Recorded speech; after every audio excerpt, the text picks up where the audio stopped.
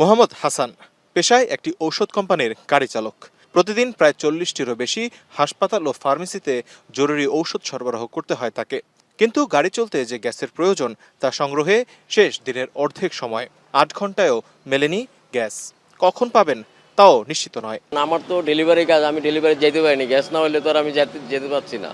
তারা বলতেছে যে সকালে ডেলিভারি দেওয়ার কথা, সেই মাল নিয়ে যেতেছি রাত্রে বা সন্ধ্যার পরে। তখন বলি সংকটে এই সমস্যা, দোকানদাররা তো আর এগুলো বুঝবে না। গেল 1 মাসে তৈরি হয়েছে এমন অসংখ্য ভোগান্তির গল্প। সবচেয়ে বিপাকে সিএনজি ও রাইড শেয়ারিং বাহনগুলো। রোজগার কমেছে 50% পর্যন্ত। চালক আমরা গ্যাস না পেলে আমরা চলুন কি করে?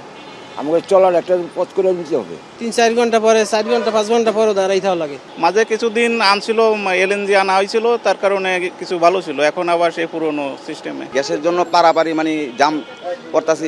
সাইনবোর্ড, কাশপুর পাম্প, চিটাংডোর, আমরা সব পাম্পে আমরা ঘুরি, সব পাম্পে একই দশা।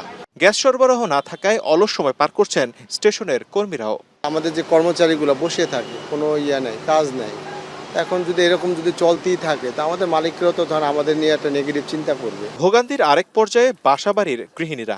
নিয়মিতভাবে গ্যাস না থাকায় মাটির চুলাই এখন শেষ ভরসা। প্রচণ্ড ধোঁয়া আর কালির সঙ্গে গ্যাসের বিলের সঙ্গে জুটেছে লাকড়ির বাড়তি খরচ। যে আপনারা তো দেখলেন যে চুলা জ্বলেই না, এই কারণে আমরা এই মাটির চুলাতে রান্না করি। একটা ডিম বাজে যে নিলাম, কেমন সময়ও নাই, আমরা পিঠাই ব্যবসা করি। আমাকে পেটে ধান্দা কত করণ লাগে, কষ্ট সহ্য হয় না। বাচ্চারা সকালবেলা স্কুলে যাব, একটা ডিম বাজার গ্যাস থাকে না। তবে শনিবার দুপুরের পর পরিস্থিতি কিছুটা স্বাভাবিক হতে পারে বলে জানিয়েছে স্টেশন কর্তৃপক্ষ। কিন্তু মাসব্যাপী চলতে থাকা এই সমস্যার স্থায়ী সমাধান চান গ্যাস স্টেশন এবং ভোক্তা উভয়ই।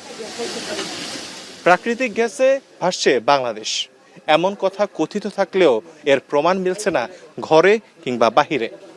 গ্যাস সংকটে দুর্বিষহ হয়ে পড়েছে সাধারণ মানুষের জীবন।